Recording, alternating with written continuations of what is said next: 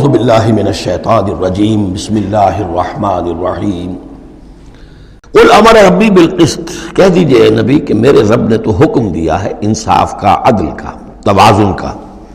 وَأَقِيمُوا وُجُوهَكُمْ عِنْدَ كُلِّ مَسْجِدٍ، اور اپنے رخ سیدھے کر لیا کرو ہر نماز کے وقت۔ مسجد جو ہے یہ اس میں ظرف ہے، اور ظرف زمان بھی ظرف مکان بھی۔ مسجد سجدے کی جگہ بھی مسجد ہے، اور سجدے کا وقت جو ہے ظرف زمان وہ بھی مسجد ہے۔ وَادْعُوهُ مُخْلِصِينَ لَهُ الدِّينَ، اور اس کو پکارا کرو، اس سے دعا کیا کرو، لیکن اس کے لیے اپنی اطاعت کو خالص کرتے ہوئے۔ یعنی اللہ تعالیٰ سے دعا کرنے کی ایک شرط ہے، اس کی اطاعت کو اپنے اوپر لازم کرو۔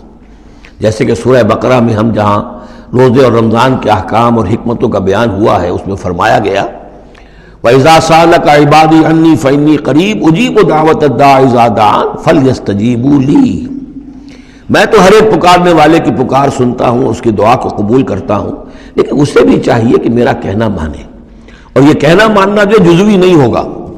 ادخلوا فی السلم کافہ، داخل ہونا ہے تو پورے پورے ہونا ہے۔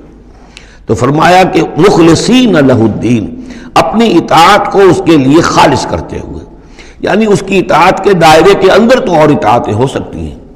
والدین کا حکم آپ مان لیجئے جس میں کہ اللہ کی معصیت نہ ہو، اساتذہ کا حکم، حکام کا حکم جس میں اللہ تعالیٰ کے کسی حکم کی نفی نہ ہو رہی ہو، وہ ساری اطاعتیں اپنی جگہ پر ہوں گی، لیکن لا طاعۃ لمخلوق فی معصیت الخالق، مخلوق میں سے کسی کی اطاعت نہیں کی جائے گی جس میں خالق کی معصیت لازم آ رہی ہو۔ وَادْعُوهُ مُخْلِصِينَ لَهُ الدِّينَ كَمَا بَدَأَكُمْ تَعُودُونَ، جیسے اس نے تمہیں پہلے پیدا کیا تھا اسی طرح تمہارا اعادہ ہو جائے گا، تم دوبارہ بھی پیدا ہو جاؤ گے۔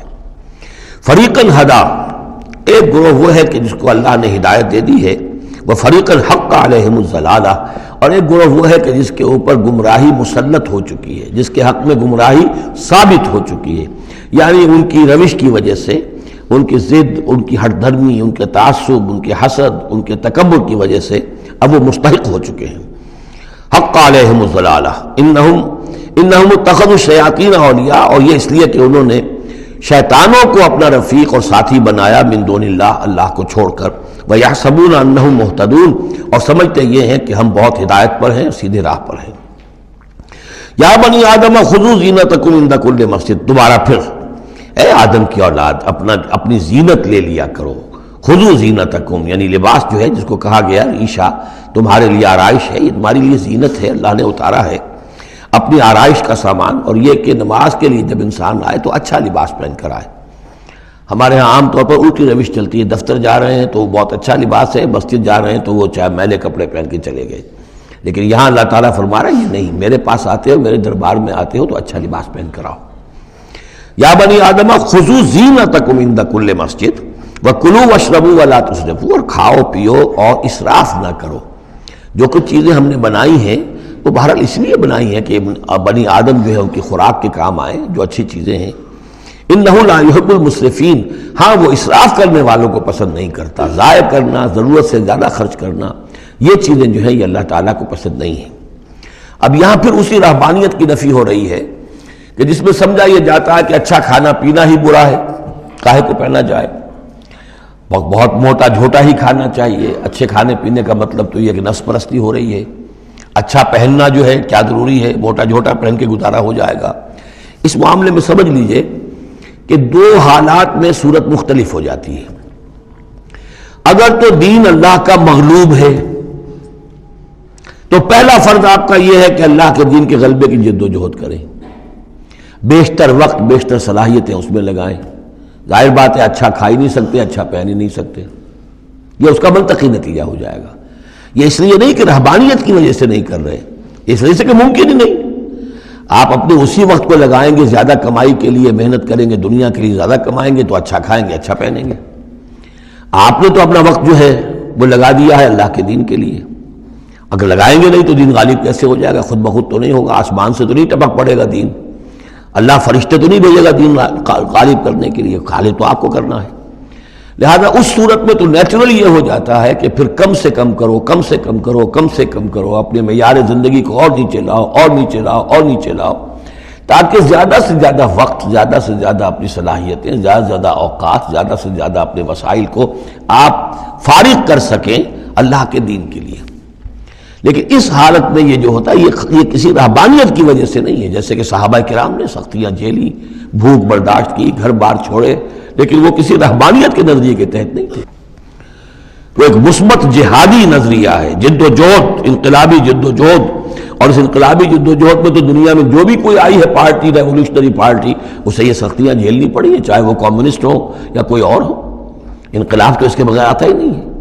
البتہ اگر دین غالب ہو گیا، قائم ہے، اب گویا کہ جو ریاست ہے، اسلامی ریاست ہے، نظام خلافت ہے، اب آگے دین کو پھیلانا اور عام کرنا اور مزید اس کے غلبے کی جد و جہد کی توسیع جو ہے یہ ریاست کے ذمے آ گئی۔ ریاست جو بھی اپنے شہریوں کے اوپر اس کے لیے بوجھ ڈالتی ہے، جو ٹیکس ڈالتی ہے، یا جو بھی والنٹیئرز مانتی ہے، یہ لڑائی جو ہے ڈرافٹنگ کرتی ہے، وہ ٹھیک ہے، اس کے مطابق اگر اسے چاہیے 10,000 آدمی نکل آئے، باقی کی طرف سے یہ فرض کفایہ ادا ہو گیا۔ ریاست کے قائم ہونے کی شکل میں صورتحال بدل جاتی ہے۔ اب آپ اپنے گھر میں رہے، جو وقت آپ کے پاس ہے آپ اچھا کمائیں، اچھا کھائیں، اچھا پہنیں، کوئی حرج نہیں۔ آپ اپنے بچوں کو بھی اچھا کھلائیں، حلال سے کمائیں، اچھا کھلائیں۔ کوئی اسی طریقے سے کوئی آپ کو علمی کوئی آپ کا پرسوٹس ہیں، ایکیڈیمک پرسوٹس ہیں، ان میں لگے، یا یہ کہ اگر آپ نوافل میں لگنا چاہتے ہیں نفل پڑھیں اور اس کے ترقی جو ہے، اپنی روحانی ترقی جو ہے وہ تقرب بالنوافل کے ذریعے سے کرتے چلے جائیں۔ تو یہ تینوں راستے جو ہیں انسان کے لیے کھلے ہوں گے۔ کب؟ جبکہ دین غالب ہو۔ اس بنیادی بات کو بھی لوگوں نے سمجھا ہے، اس لیے وہ رہتے ہیں کنفیوژن میں۔ صاحب اولاد کا بھی حق ہے، صاحب بیویوں کا بھی حق ہے، اس کا بھی حق تو سب کا ہے، لیکن یہ کہ وہ جو صحابہ کرام کو یاد نہیں تھا کہ ان کے بھی حقوق ہیں، یا ان کا دین اور تھا، ہمارا دین اور ہے؟ کیا حضور کو پتہ نہیں تھا کہ میری ازواج مطہرات کے بھی دین ہے، ان کا بھی کیا بھی حق ہے؟ انہوں نے ذرا اپنے نفقے کے اندر اضافے کا مطالبہ کیا تو گویا کہ ایلا کا معاملہ کر لیا، گویا کہ طلاق کی دھمکی دے دی۔ یہ کیوں ہوا؟ کیا ان کے جو خاندان والے تھے ان کا حق نہیں تھا؟ ان کو وہ چھوڑ کر آ گئے مکے میں اور بھیڑیوں کے حوالے کر کے آ گئے، گویا کہ قریش کے سرداروں کے حوالے ان کے رحم و کرم پر چھوڑ کر آ گئے نا مدینے، جن کو ہجرت کا حکم ملا ہے۔ یہ ساری چیزیں دین میں، یہ ہے دو شکلیں مختلف۔ ایک ہے دین مغلوب ہے تو پہلا فرض ہے یہ کہ دین کو غالب کرنے کی جد و جہد کرو، ایک جماعتی زندگی کے اندر منسلک ہو کر تن من دھن، ان صلاتی و نسکی و مایایا و مماتی للہ رب العالمین، کم سے کم نکالو اپنے لیے، کم سے کم۔ اب ظاہر بات ہے اس میں تو پھر کم سے کم پر ہی گزارا کرنا ہوگا، صرف سبسسٹنس لیول جس کو کہا جائے، اپنے آپ کو برقرار رکھنے کے لیے، تاکہ جسم اور جان کا رشتہ تعلق جو ہے برقرار رہے، کام کر سکے آدمی۔ ہاں جب دین غالب ہو جائے اب مسئلہ بالکل مختلف ہو گیا ہے، اب ریاست ہے اور ریاست نے اپنی فوجیں بھی رکھی ہوئی ہیں، جو بھی ذرائع ہیں۔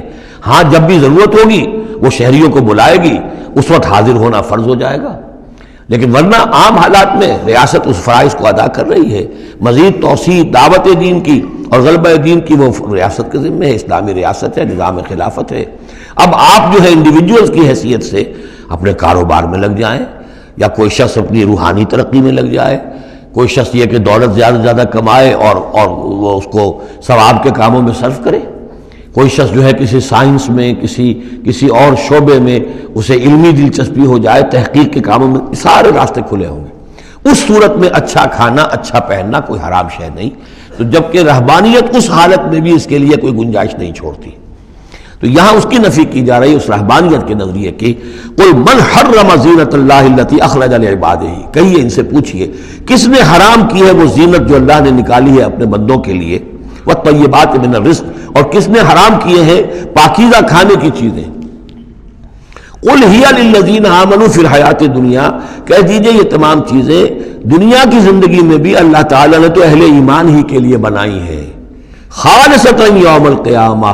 ہاں دنیا میں وہ کفار کو بھی دے رہا ہے، تم بھی کھا پی لو، برت لو یہاں پہ جو کچھ کرنا ہے، اس لیے کہ آخرت میں تمہارا کوئی حصہ نہیں ہے، البتہ آخرت میں جا کر یہ تمام اچھی چیزیں خالصتاً یوم القیامہ، قیامت کے دن تو یہ خالصتاً جو ہے اللہ کے اہل ایمان بندوں کے لیے ہو جائیں گی، پھر کافر کو کوئی شے نہیں ملے گی۔ کذالک نفصل الآیات، اس طرح ہم اپنی آیات کی وضاحت کرتے ہیں، لقوم یعلمون، ان لوگوں کے لیے جو علم رکھتے ہو یا جو علم حقیقی حاصل کرنا چاہیں۔ صدق اللہ العظیم.